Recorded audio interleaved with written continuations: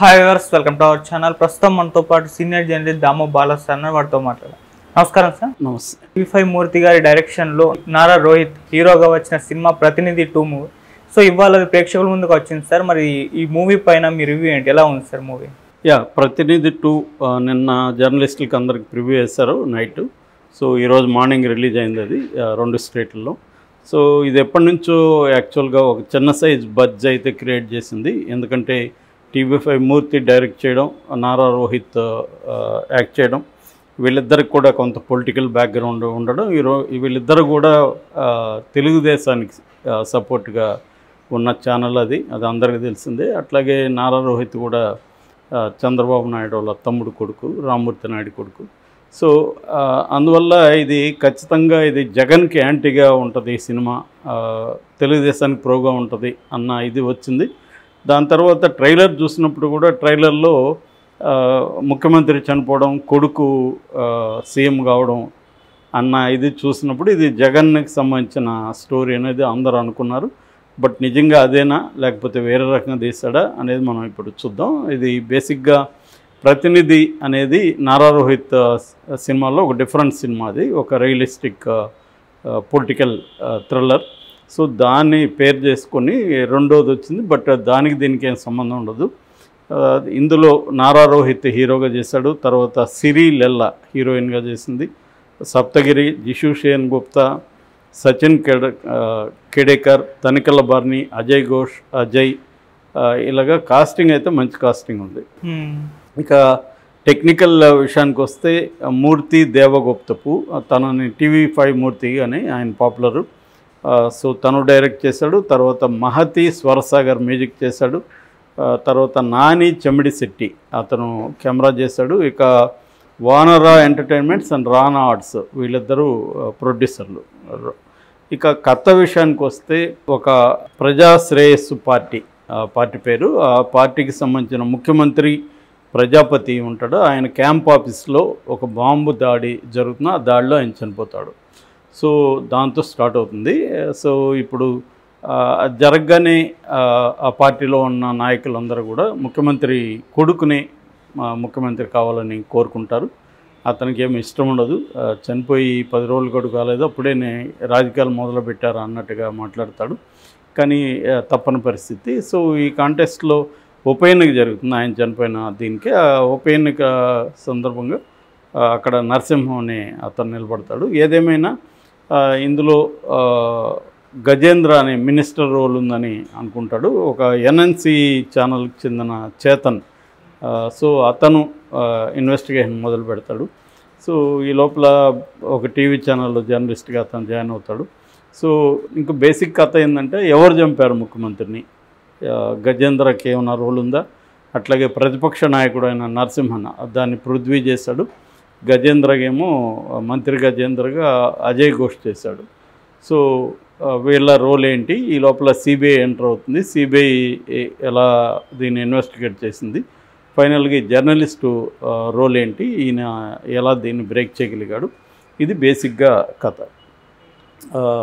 నిజానికి screen play పరంగా తీసుకున్నప్పుడు ఫస్ట్ హాఫ్ అంతా కూడా ఎస్టాబ్లిష్ చేయడం, ఇవన్నీ ఈ జర్నలిస్టుని ఎస్టాబ్లిష్ చేయడం, ఆయన నిజాయితీ, తను నమ్మిన దానికోసం సత్యం కోసం ప్రాణాలైనా అర్పిస్తాడు అన్న ఒక క్యారెక్టరైజేషను.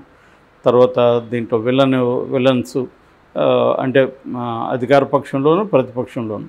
సో ఇలా అంతా ఎస్టాబ్లిష్ చేసుకుంటూ తీసుకెళ్ళాడు. ఇంటర్వెల్కి ఒక మంచి ఇంటర్వెల్ ట్విస్ట్ అయితే ఉంది.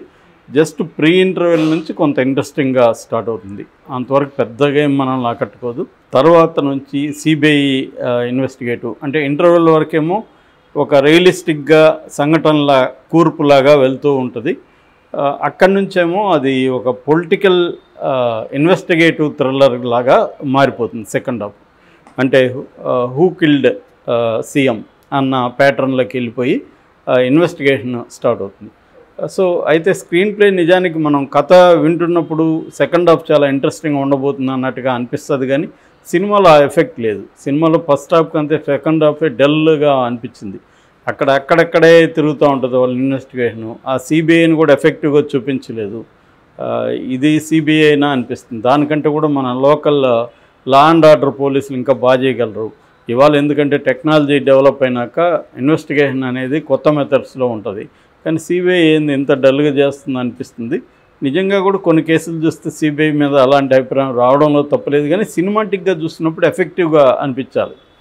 సో ఆ ఎఫెక్టివ్నెస్ అనేది సెకండ్ హాఫ్లో లేదు. అట్లాగే మధ్యలో ఇతన్ని ఫ్లాష్ బ్యాక్ వేశారు, అది పరమ రొటీన్గా ఉంది. ఫ్లాష్ బ్యాక్ కూడా హీరో ఫ్లాష్ బ్యాక్, సో అంత ఎఫెక్టివ్గా లేదు. అది లేకపోయినా పెద్ద ఫరక్ అయితే పడేది కాదు. దానివల్ల ఏమవుతుందంటే స్లోగా అవుతుంది సినిమా, అదేమి ఎఫెక్ట్. ఎప్పుడైనా ఫ్లాష్ బ్యాక్లు అనేవి వెరీ డేంజర్ సినిమాలకి. ఫ్లాష్ బ్యాక్ ఎఫెక్టివ్గా లేకపోతే పరమ బోరుగా అయిపోతుంది జనాలకి. ఏంటంటే అది ఆల్రెడీ జరిగిపోయింది, దాంతో కనెక్షన్ ఏంటి, ఇది ఎందుకు చూపిస్తున్నాడు మనకు, ఇటువంటి అభిప్రాయాలు ఉంటాయి అన్నమాట. అందుకని ఫ్లాష్ బ్యాక్ కూడా ఎప్పుడు కానీ ఇంట్రెస్టింగ్ ఉండేట్టుగా చూసుకుంటారు.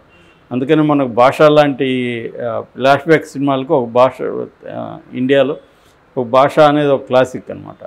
అది కూడా హాంకాంగ్ ఫిల్మ్ నుంచి, బెటర్ టుమారో నుంచి తీసుకున్నారు, అది వేరే విషయం. ఇదేమైనా ఎఫెక్టివ్గా రాగలిగింది. అప్పటి నుంచి ఎక్కువగా హీరోలకు ఫ్లాష్ బ్యాక్లు పెట్టడం పెరిగింది నిజానికి. సో ఇక్కడ కూడా ఫ్లాష్ బ్యాక్ దెబ్బ కొట్టినట్టుగానే చెప్పుకోవచ్చు. ఇక జర్నలిస్ట్ రోల్ కూడా ఓవరాల్గా బాగానే తీసుకెళ్ళాడు. సో స్క్రీన్ ప్లే ఇంట్రెస్టింగ్ అయితే ఫస్ట్ హాఫ్లో ఉంది, ఇంటర్వెల్ వరకు బాగుంది. సెకండ్ హాఫ్ నుంచి డల్ అయిపోయిందని చెప్పచ్చు. క్లైమాక్స్ కూడా పెద్దగా అంటే అందరూ ఊహించింది ఉంది తప్ప పెద్ద ట్విస్ట్ కానీ ఇంటర్వెల్ బ్యాంగ్ లాగా క్లైమాక్స్ కూడా ఉంటే ఇంకొంత బాగుండేది. సో ఇది బేసిక్గా. సో దీంట్లో డైరెక్టర్ చెప్పుకోవాల్సి అంటే ఆయన మూర్తి చాలా సీనియర్ జర్నలిస్టు, అనేక మంది డైరెక్టర్ని ఇంటర్వ్యూలు చేస్తుంటారు. రామ్ గోపాల్ వర్మతోనే చాలా ఇంటర్వ్యూలు చేస్తాడు. సో ఆయనకి అంటే ఆయన డైరెక్టర్గా ఫస్ట్ టైం కానీ ఒక ఎక్స్పీరియన్స్డ్ డైరెక్టర్ డీల్ చేస్తున్నట్టు డీల్ చేయగలిగాడు. సో స్క్రిప్ట్లోనే ప్రాబ్లం ఉంది కానీ డైరెక్షన్లో బాగానే ఉంది. అయితే సెకండ్ హాఫ్ కొద్దిగా ఎడిట్ చేయాల్సి ఉంది, షార్ప్గా లేదు. సో ఆ రకంగా మూర్తికి అంటే ఒక ఫస్ట్ టైం చేసిందని ఒక తన వృత్తినే తీసుకొని ఒక హానెస్ట్ అండ్ సిన్సియర్ జర్నలిస్టు, కలం బట్టి కలంతో పని కానప్పుడు కత్తి పట్టడానికి రెడీ అయిన ఒక జర్నలిస్టు కథ తీసుకోవడం, దాన్ని పొలిటికల్ థ్రిల్లర్గా తీసుకోవడం, ఇది ఇంతవరకు అప్రిషియేట్ చేయొచ్చు. బట్ అది స్క్రిప్ట్లోనే కొత్తదనం లోపించింది. ఓవరాల్గా తీసుకున్నప్పుడు మనకి ఇవన్నీ తెలిసినట్టే ఉంటుంది. రెండోది జర్నలిస్టు క్యారెక్టర్ ఇవాళ ప్రాణాలకు తెగించి ఒక జర్నలిస్ట్ పోరాడుతున్నాడు అంటే కామెడీగా అనిపిస్తుంది. ఎందుకంటే ఇవాళ వాతావరణం జర్నలిజం అనేది వేరే రకంగా మారిపోయింది. ఇవాళ ఎవరు ప్రాణాలకు తెగించి ఒక నేను సత్యాన్ని కాపాడుతాననే జర్నలిస్టులు అనేవాళ్ళు వెరీ వెరీ రేర్ ఇవాళ. ఎందుకంటే బీజేపీ వచ్చిన తర్వాత మొత్తం మీడియా హౌస్లన్నింటినీ బీజేపీకి సంబంధించిన సంస్థలు అంటే రిలయన్స్ కావచ్చు, అదాని కావచ్చు కొనేయడం.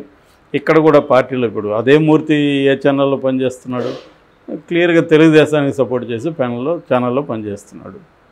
ఇంకా ఆయన ఎన్ని కథలు చెప్పినా ఫైనల్గా జరిగేది అదే. సో అలాగా మీడియా విడిపోయింది, పార్టీలుగా ఇప్పుడు విడిపోయింది. మేజర్ మీడియా అంతా ఇండియాలో తీసుకుంటే మోడీ కంట్రోల్లో ఉంది. సో ఇక్కడ రీజనల్గా కొన్నేమో మనం ఆంధ్రప్రదేశ్లో చెప్పాలంటే కొన్ని తెలుగుదేశం మీడియా, కొన్ని వైసీపీ మీడియాగా మారిపోయింది. ఇక్కడ అంతే. సో ఇలాగ మీడియా అంతా మారిపోయినప్పుడు ఇప్పుడు ఒక జర్నలిస్టు ప్రాణాలు తెగించేస్తున్నాం అంటే రియలిస్టిక్గా అయితే అనిపించదు, కమర్షియల్గా ఓకే.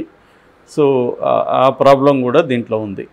ఇక యాక్ట్రెస్ పరంగా తీసుకున్నప్పుడు నారా రోహిత్ బాగా చేశాడు. అతను ఇట్లాంటి వాటికి ఆల్రెడీ పేరు పొందాడు, సటిల్గా పర్ఫామ్ చేయడం అవన్నీ. అయితే కొద్దిగా లావు ఇంకా ఉన్నాడు మనిషి, అది ఇంకొంత లుక్స్ పరంగా యాక్షన్ సీక్వెన్సీల్లో కొంత ఇబ్బందిగా ఉంది. Otherwise okay. జర్నలిస్ట్ ఏం ఫిట్గా ఉండాలనే రూల్ లేదు, బట్ యాక్షన్ సీక్వెన్సెస్లో అవన్నీ అది కొంత ఇబ్బంది ఉంది. సో మిగతా నటినట్లంతా బాగానే చేశారు, వాళ్ళ పాత్రలకి కరెక్ట్గానే సూట్ అయ్యారు. అజయ్ ఘోష్ కావచ్చు, అజయ్ కావచ్చు, వీళ్ళందరూ సూట్ అయ్యారు. ఆ అమ్మాయిది పెద్దగా ఫస్ట్ హాఫ్లో ఏమి రోల్ లేదు, సిరీది సెకండ్ హాఫ్లో పర్లేదు. సో ఓవరాల్గా యాక్టర్స్ పెర్ఫార్మెన్స్ ఓకే. సో దీంట్లో బలాలు తీసుకుంటే కెమెరా వర్క్ ఒకటి బాగుంది, యాక్టర్స్గా పర్ఫెక్ట్గా సరిపోయారు. తర్వాత బ్యాక్గ్రౌండ్ స్కోర్ చాలా చోట్ల ఎలివేట్ చేసింది, కానీ కొన్ని చోట్ల వెరీ లౌడ్గా కూడా ఉంది, నాయిసీగా ఉంది. ఓవరాల్గా బ్యాక్గ్రౌండ్ స్కోర్ కూడా ఓకే. కెమెరా వర్క్ చాలా బాగుంది. అక్కడక్కడ ట్విస్ట్లు బాగున్నాయి, ఇంటర్వల్ ట్విస్ట్ కూడా చాలా బాగుంది.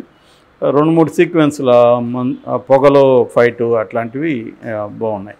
మైనస్లు చెప్పాలంటే అనీవన్ స్క్రీన్ ప్లే, సెకండ్ హాఫ్లో ముందుకు కథలని ఒక ల్యాగ్ కైండ్ ఆఫ్ ఫీలింగ్ వస్తుంది. సో తర్వాత ఓవరాల్గా ఓల్డ్ ఫీల్ ఉన్న ఇది. సో ఓవరాల్గా నా rating 2.5 out of 5. Okay sir, thank you so much sir.